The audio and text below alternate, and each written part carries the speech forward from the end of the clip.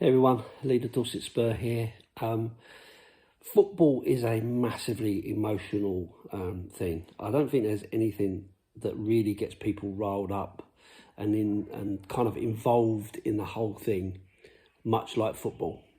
Other people will probably be more into other stuff, but for me, I think football is so tribal, so kind of engaging. You pick your team, you're stuck with it for all your life. You may not have even picked your team. It may be picked for you by your dad or your granddad or whatever it might be. But the one thing that is clear with football is it's all about opinions.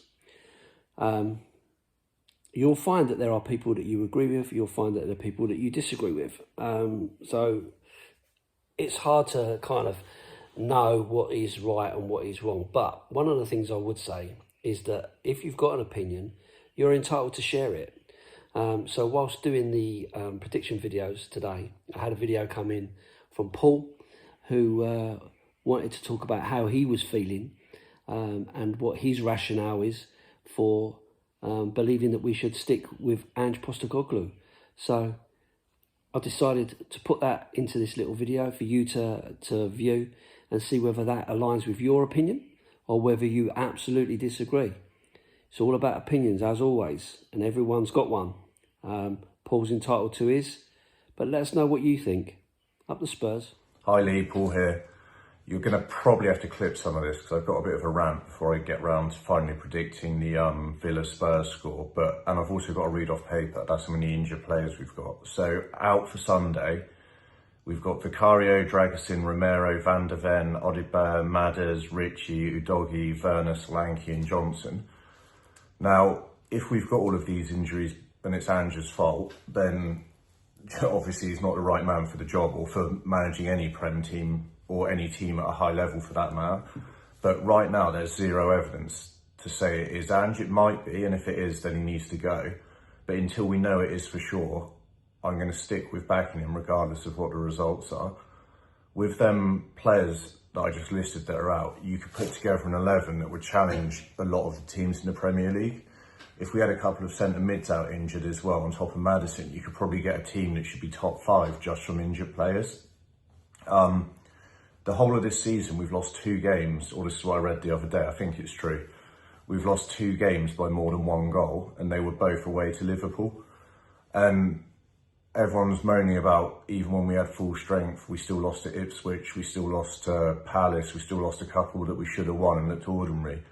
But we also battered City and United and looked bloody good in a lot of the games that we didn't win. Newcastle at the start of the season at St James's battered them and lost. The draw against Leicester, first game of the season, absolutely destroyed them, drew. It really is fine margins. And I truly believe if we get everyone back, assuming it's not Ange and his methods that are causing the injuries, then we're going to be a problem next season. Add Danso, Tell, and hopefully some summer signings to that, and we're beginning to look really strong. So I'm going to continue to back Ange until either I know that it's him that's causing the injuries, or we get our players back and the results don't improve. Until then, I hate to say it, but the results are annoying, and obviously I hate being in this position, but I'm not going to put it on him. Even Liverpool the other day, again, everyone's like moaning about the lack of fight and shit performance and all of that. Like, it's not easy. They're the best team in Europe, if not the world at the moment, away from home. We've got all those players out injured. Ange has 2 choices. He either goes gung-ho and tells them to be up for it, and we could be 3-0 down within 10 minutes, and then everyone moans at him for being too aggressive, or he gets in their heads that we're going to sit back and play a bit differently, and you can end up looking half-assed and just disappear at the game and get swallowed up by it like we did. Like, in all fairness, if we'd really gone for it, if we really got stuck in, they would have passed it around us. Bentancur still isn't 100% fit. Sarr isn't good enough yet. Like, they would have walked around us no matter what we did. So whilst it was frustrating, it hasn't really made me change my mind on Ange or anything. Like, is pretty much what I expected to happen. So yeah, that's my rant over and done with for now. Still Ange in, still will be until there's evidence for me to think he's not going to turn it around. So yeah, I guess all that's to say that I don't really care what happens on Sunday. Obviously, I want us to win. I want us to be in Europe next season because I think we'll be well equipped for it. I think the Europa is probably our best opportunity to do that.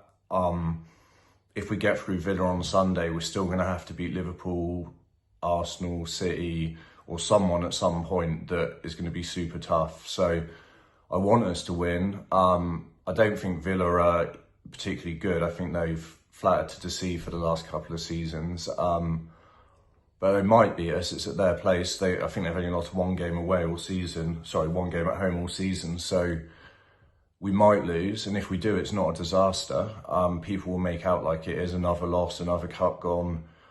Ange doesn't know what he's doing. But at the end of the day, we're fighting against unforeseen circumstances that I've never seen any club have to deal with in the Prem, not for this long, in all the time I've been watching football. So I'm going to go Villa 2, Tottenham 0. And like I said, I'll move on to the next one. I'll keep supporting Ange, and I'm still believing that we can do something special next season. Come on, you Spurs.